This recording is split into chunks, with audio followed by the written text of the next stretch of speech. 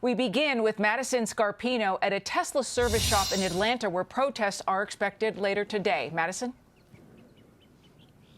Hi, Alicia. That's right. There are set to be hundreds of protests nationwide today at different Tesla locations, including this one here in Atlanta.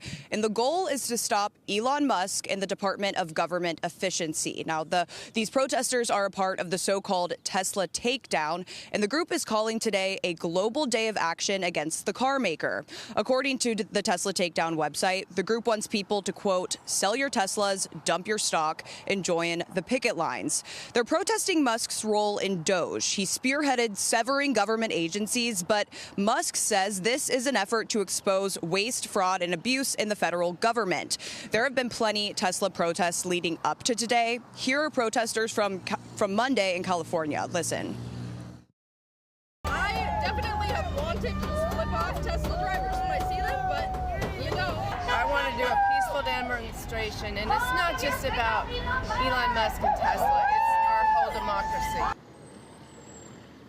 The Tesla Takedown group wants these protests to be peaceful and say it opposes any violence or destruction of property. But there are reports of violence from counter-protesters earlier this month, and this all comes after a string of attacks on Tesla dealerships, car owners, and charging stations nationwide. And the FBI launching a task force this week to crack down on the Tesla attacks. On Wednesday, one man accused of using Molotov cocktails to torch several Teslas at a dealership in Vegas this month was arrested. He's currently in federal custody, and the FBI is treating these attacks as domestic terrorism, and some Democrats are calling the task force a political weaponization. Alicia. Madison Scarpino, thank you so much. So these protests are happening as the FBI launches a task force to crack down on Tesla attacks. So let's bring in former FBI investigator Bill Daly. Bill, so good to see you. Thank you. This task force really trying to crack down. Thank you. Trying to crack down here. How successful do you think this will be? Well, I think it'd be very successful. I mean, the tone has been set down not just by President Trump, but also through leadership of Kash Patel, the new FBI director, as well as Attorney General Bondi. You know, that this type of behavior, the violent behavior, will not be tolerated. You know, as we know, we the people have given ourselves the right to freedom of speech, but it doesn't give you the freedom to shoot up people or shoot up Tesla dealerships or vehicles or set firebombs off or harass people to intimidate them.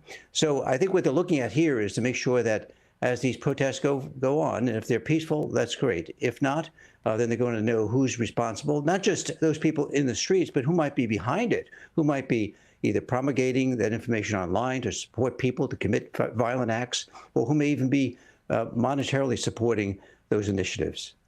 I mean, do you think there is coordination, organized coordination for these, especially these arson attacks and graffiti attacks that we're seeing at Tesla dealerships?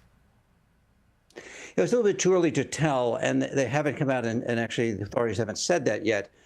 However, you know, if you go behind the scenes, you look at, you know, people who might be spewing and promulgating, kind of encouraging people to commit violent acts. Those are the people you want to see if there's what the connection might be.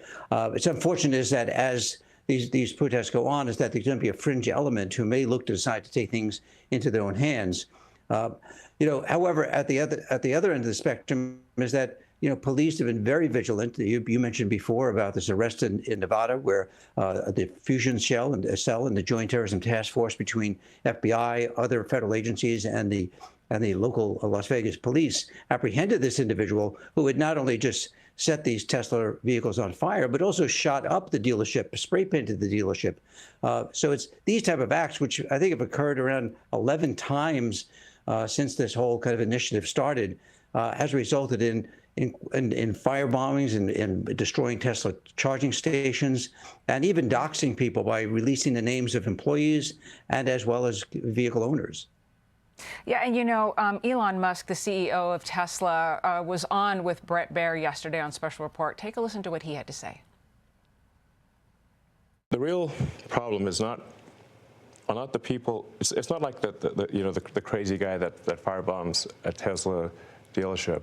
It's the people pushing the propaganda that caused that guy to do it. Those are the real villains here, and we're going to go after them. and the president's made it clear we're going to go after them. Yeah, I mean, Pam Bondi she's already announced, several federal charges against multiple suspects, some facing up to 20 years in prison. But also, can you just touch upon the average everyday Tesla owner who's out there just trying to get to work and back, go to the grocery store, and they're finding graffiti on their cars. They're getting yelled at, harassed while driving. Yeah, it's a terrible situation because these people, as well as the employees of Tesla, the shareholders of Tesla, are doing what they can to support the business, to kind of grow an initiative of not only just self-driving but also vehicles that don't pollute, and they're trying to do all these things. And perhaps at the same time they're incurring these acts of vandalism. So I'd probably say to them is that be encouraged by the fact that this is in the sight of law enforcement, whether it's local, state, and these federal initiatives. They're working together, these law enforcement groups, to be able to look at any individuals who may be planning and plotting any violent acts, and they would be brought to justice. And, Alicia, it's not the first time. We've had initiatives in the past, so people think that, well, they're just going to help support Mr. Musk. Is that, over the years, they've been arrested by a number of people, whether it's the Earth Liberation Front activists who burnt down ski resorts in Vail and other initiatives. So these things are taken very seriously. Again, we have the right, the freedom of speech, but not the right to attack, to assault, to burn down, to shoot up dealerships. Yeah, and as far as we can see, none of this is actually stopping Elon Musk and the work that he is doing. Bill Daly, really good to see you on this Saturday morning. Thank you. Good to see you.